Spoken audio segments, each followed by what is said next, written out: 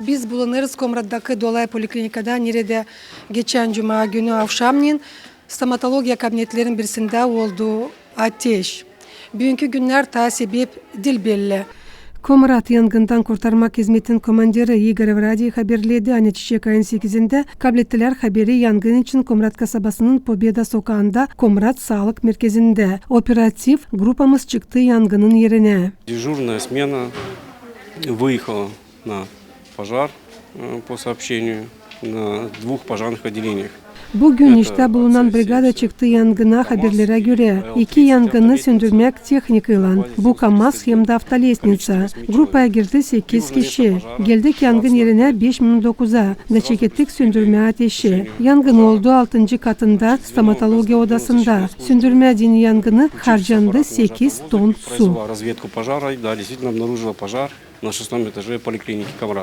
17 minutun içinde ateşi söndürdüler. Огонь был взят под контроль.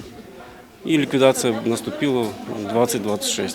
Ateşi söndürdük 26 minut 9'a olay yerinde. İnsan yoktu. Yandı hepsi tedariklar. Angları bulunardılar odanın içinde. Hepiler yandı bütün odada. Пока устанавливается.